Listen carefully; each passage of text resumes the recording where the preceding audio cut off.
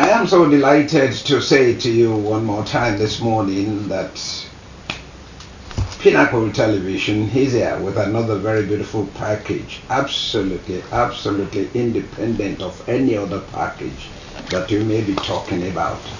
One, for today, we shall be talking about the Mr. President presenting a budget of 10.73 trillion naira for 2020 for the Federal Republic of Nigeria, with one beautiful commitment, and that's exactly my worry, and I think the worries of other people, and we're going to discuss that in details, that the federal government is committed to pulling 100 million Nigerians out of poverty. Number one, there has been this admission that Nigerians, very many of us, are poor, and we're talking about a total population of about 200 million people for this country. And for the government, the federal government in particular, to be able to pull 100 million people out of the 200 in 2020, getting out of poverty is a challenge. And of course, we'll discuss that. We will also discuss, and I think we'll be able to really get to the root of the matter as we're talking here, the fact that EFCC uncovered and recovered some 65.5 million naira, again from the offices of INEC in Zamfara. And so we're saying that if it happened in Zamfara, can it not happen in other places, in other states of the Federation, even including the headquarters of INEC? And finally, if you have enough time for it, we are celebrating with Mr. President, and we're wishing him conjugal bliss, because we have been told that today, the 11th of October, Mr. President might be putting his signature. I think it is done also in Islam. There will be a certificate or something like that, but we now know that it's very possible for a lady to join Mr. President today as his other half. Which half we'll talk about, who we'll talk about, and what we are expecting and what people are expecting also.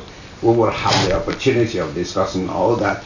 And I have with me in the studio my very, very good friend, and sir, I love to welcome you, Barrister Alakwe Manefo. Thank you very much. To help us discuss these things.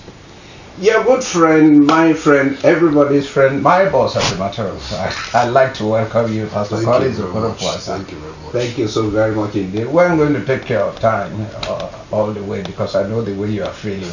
You don't want me to express it. You. Now, sir, let us begin from the beginning. Let me start with you, because I know you would like to look at it from the legal perspective. Mr. President has presented a budget 2020, for instance, for 10.73 trillion, and that sounds a little bit push me down, that we have that enough money, and we're talking about poverty. But the challenge in this is, sir, in the same year 2020, he has given a commitment that the federal government will bail out. I use the language of the law so that you can really handle it. That federal government will bail some 100 million Nigerians out of poverty.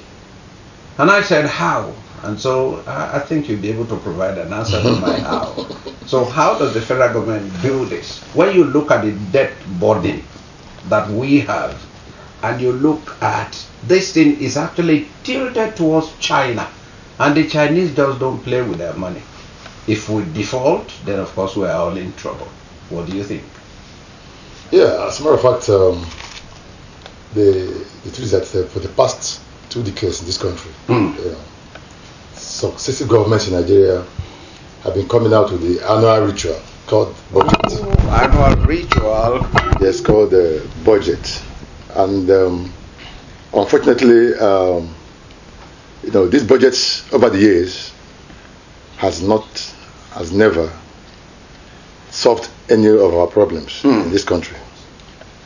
And looking at the history of Nigeria, and looking at Nigeria's real source of income, which is crude oil, if you look at countries like Qatar, countries like Saudi Arabia, countries like United Arab Emirates, that has the same source like Nigeria. And if you look at the rate of development in those countries, you can't compare it to that of Nigeria. For several years, Nigeria as a country has squandered opportunities. It's not a matter of how much that the president has mentioned in his budget. Okay. It is a matter of the implementation of that particular budget. It's also a matter of, out of the whole, how much of this money is going into the current expenditure. And for over 2 decades, like I said earlier, the current expenditure in Nigeria's budget has been always above 60% or 65%. At the situation whereby the current expenditure is above 65%, is not a developmental budget. Okay. And so a situation whereby the capital expenditure is a far cry to the entire budget of the year, it means that there is nothing on ground for infrastructural development. Okay.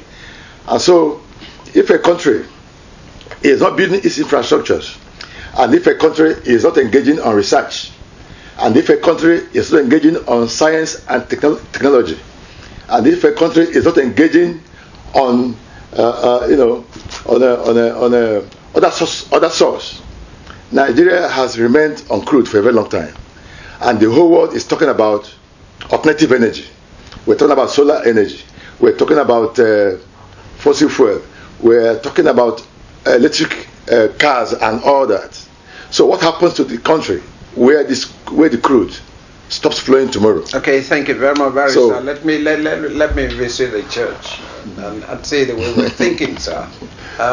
Honestly, he has spoken very deeply about the totality of budgeting, and for whatever number of years we may like to want to talk about, that the budgetary system is not the issue. The issue is in the implementation. And with the present commitment of Mr. President that the federal government will bail out 100 million people out of poverty in 2020, sir, do you see it as a seeable? Is it seeable? Is it enforceable? Is it possible for the federal government to be able to do this, judging by one singular fact that our debt burden, sir, is crushing? Well, thank you. I heard the president talk about the desire or the expectation of his government to bail out 100 people from 100 million people from poverty, and for me, there could be nothing more comical. Honestly, comical. All right, because this is a government that has plunged Nigeria into becoming the poverty capital of the world. Poverty capital of the world. And then when this government came in, Nigeria was said to have one of the fastest growing economies. Precisely. In Africa, Nigeria was doing very well. And this government made Nigeria to become the poverty capital of the world. And this same government is turning around to say it's going to pull out 100 million people. That will be a fantasy. Alright, so for me, I think the president inserted that joke in the wrong place. You're not in the budget. You cannot put a joke in the budget. You can make a joke while you're sitting down with your friends, but not in the budget. Alright, because this government has shown decidedly that it has not the capacity of bringing about an improvement in the welfare of Nigerians. Obviously so. And so for the, with every index of measurement, you're going to find that this government has failed in every respect. So when you talk about the fact that you are bringing out, I hope we're not being judgmental, Pastor. I have an opinion. I have a right to express my opinion. I'm a Nigerian, so I can make my own judgment on the government. The government impacts on my life. So you don't tell me not to have a judgment on my government. It's my government. Do we have a right to bring judgment down? I have a right to speak my mind. Okay. So I have a right to say this is my opinion. It's my personal opinion. I'm not expressing your opinion or the opinion of this organization. Okay. I'm expressing my own opinion. So you're saying my opinion is that this government has failed. Pinnacle television is absolutely free from of course, whatever. You are not responsible for my opinion. Thank you for expressing your opinion. So I believe that this government has failed in every respect, and I can say that with all authority on every platform. All right, because now if you look at this same government, now look at the lives of Nigeria. We're just talking about the price of a bag of rice. Yes. Before we came into the studio, how much was it before this government came into power? And this same government talking about pulling 100 million people out of poverty. How many people right now can afford a bag of rice? I mean, well, let's start with the basics. Let's 30,000 naira, same minimum wage. How much is the minimum wage? 30,000. So when a man buys a bag of rice from his minimum wage, how much is left for him? Maximum poverty. How much is tomatoes for him to buy to make stew for that rice before he pays his school fees, before he pays his house rent, before he buys fuel for generator, because he must buy fuel for if he has a generator, before he buys fuel for his car. I mean, so what is the minimum standard for life in Nigeria? So I mean, we're looking at a situation where more and more people are being plunged into poverty. Right. And as a matter of fact, this budget with a 20% made out for capital expenditure, and the rest 80% for both debt burden and recurrent expenditure. What do you expect? What promises does it hold? It holds no promise whatsoever. I mean, as a matter of fact, I mean, and this is with all sense of responsibility, this budget is going to plunge more people into poverty. With about 30% or so marked out for debt servicing, and you are talking about another 30% or so for recurrent expenditure. Where does the common man get any hope for improvement in his life? There is none at all. I mean, so it's a budget of deceit. It's a budget of comedy. It's a budget of tragedy, sir. Okay, thank you, sir. My barrister, budget of comedy, that's a very beautiful coinage, isn't it? How legal is that, and how implementable? Yeah, like I said earlier, actually, we're talking about, as we speak, sir, implementation of a budget. What my friend I just told you that if a government has... just told the world. Yes, has made a pronouncement. What is the indices, or what is the possibilities of ensuring that what they have pronounced works out at the end of the day? From all indices on the ground, what magic can government do out of 200 million Nigerians to pull out 100 million Nigerians? 50%. Between now and the time that they're talking about, what magic can that do? What do we produce? What do we market? Like you said, we are already enslaving ourselves to the Chinese loans, and so outside crude, what do we produce? So looking at what is on ground, how do we expect to achieve this? Is it achievable? Why don't you answer this question this way, sir? Is corruption a commodity? Because that's one thing we produce. Now, viewers, I'll take a short break, and of course, when I return, we'll look at what EFCC is doing in Zamfara State Office of INEC. Stay tuned. 24 hours, 7 days a week.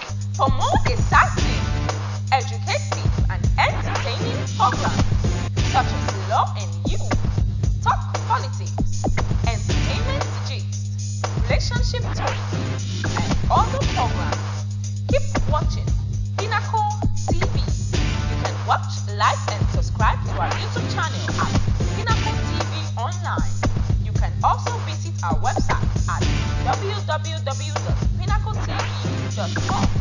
Follow us on Facebook at Pinnacle TV Online or call us on 081-546-99989.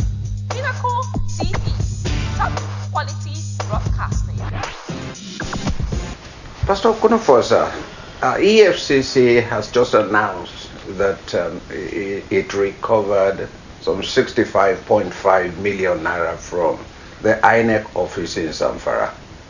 And we said to ourselves that, well, it's quite possible, but it is not just a question of hurriedly preparing and getting some people into the court only for them to be granted bail and the matter will just go down. How did this money get there in the first instance? I think it requires some inquiry. Let's first of all find out, can this also not happen in Oyo, Lagos, this place, that place, throughout the country, even at the national headquarters of the Independent National Electoral Commission? Please, let's very quickly discuss this. I'm afraid, when we talk about EFCC, as a matter of fact, I do not know whether EFCC, as presently composed, is competent to fight corruption. I'm looking at EFCC as a body that's set up to witch hunt. The reason I say this is because how many cases has EFCC pursued to a logical conclusion? Very good. As you and I speak right yes. now. How many cases? So they prosecute on social media, they prosecute on national TV, and that's the end of the matter. They take the matter to court, and that's the end of the matter. So when you talk about EFCC discovering 65 billion or 100 million, I'm not interested. I'm only interested in the convictions that they can secure. All right. So you find 65 million in an INEC office. All right, and so you make a noise about it, and you want me to come out now and start wondering where did they get the money from? Why don't you tell us how the discovery of 65 million naira becomes an offense and how it got there? Only for you to come out and tell me you discover 65 million in an INEC office. So what? So tell me how it's a crime. And if INEC needs money to prosecute his activities. So INEC kept the money, 65 million in a box, a paper box, and they found the money somewhere. Okay, so INEC should have kept it in a bank so that when they want to, but they need money to give to their field officers, Zamfara State. Thank God you're an active lawyer. You go to court almost every day except Saturdays and Sundays, and when the courts are on break. Now, is it possible for EFCC, sir, to do something? You heard it, and it's very true. How many cases have they succeeded in really prosecuting and bringing to logical conclusion? You know, more especially the political cases. This one to me does not seem like a political matter. So, but I want you to look at it from the legal point of view and see how reasonable the point we're making here is. Tell us how this money got in there. Whether it was a snake that brought it again, where kind of cases where snake and other things took money from different sources belonging to government, or some animals coming in. How do we set this one apart? Yeah, I think the whole thing is that let me take it from here. You know, after September 11 in the US, okay, United States felt that the CIA and the FBI was looking more of outside than inside. Okay. So an international security agreement was now re-established to ensure that they take care of internal security of the citizens of US and the country. So that you don't just be looking at the enemy coming from outside. You also look if the enemy has already entered their place. So you see, the other also put on confidence. We live in a country where there's no light. And if you are talking about CCTV cameras, because you can't do everything alone as an individual or as an institution, then there is no light to power those CCTV cameras. And how much does it cost? So if EFCC is a competent body, they shouldn't be telling us how much they discovered. They should be telling us who put the money there. Precisely. They should be telling us who put the money there, and they will be showing us the pictures of those that kept the money there, how the money was kept there. For instance, just like what's happening right now in Unilag, or maybe you must have heard about it. Yes, of course. The code room, or whatever the lecturers call the code room, where the lecturers is negotiating sex for marks, So that was done by journalists from the BBC. And of course, we are all here in Nigeria. We're not talking about NTA or Chinese. We are not indicting any of the stations. We are not indicting anybody. We're not talking about any local media here. Yes. We're talking about a foreign media coming to University of Lagos, mount a camera, and was able to get the what transpired there through the camera. And right now, the lecturers that was involved cannot tell the whole world that they didn't do what they did. That is a position for you. So the problem we have in Nigeria is that we have very weak institutions. The federal government, we expect them to put this in order. We need a strong EFCC. Like my friend said, the way it stands right now, I do not even think that what we have on ground is competent, is strong enough to deliver, because the idea is not how that was discovered. The idea is that it's just a mockery that we can't even say this is who took the money. I want to thank you, sir. Thank you so very much indeed, Barrister. And we want to assure you that he spoke about the media industry in Nigeria. And this is one thing we have said to ourselves on Pinnacle Television. We are absolutely set apart to do wonders in the broadcast industry. And of course, you will see, because we have started so well, and we will continue down that line, improving daily by any other means that is absolutely legitimate. Stay tuned.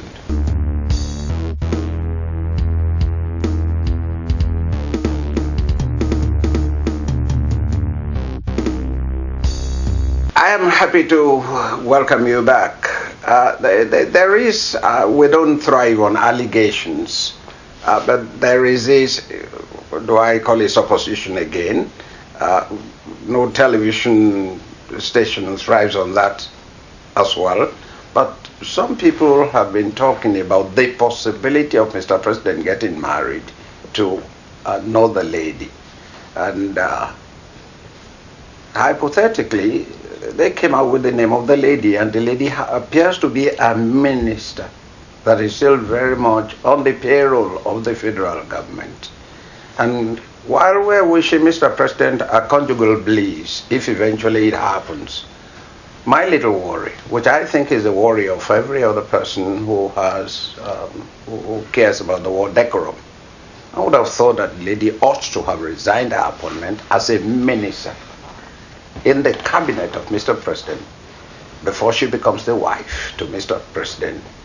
And she now answers, Her Excellency. What do you think? Thank you for having me here. Good morning, viewers. I think, according to the Islamic laws, an Hausa man is entitled to 4 wives. So it is right. He wants to kind of exercise that right to his own advantage. That one is not in doubt at all. But I think having a wife at this time, to me, means that the president does not feel the pulse of the nation. Doesn't feel the pulse of the nation, that's one. The secondly, having a minister, a serving minister under his cabinet, as his wife, I think it's not ethical.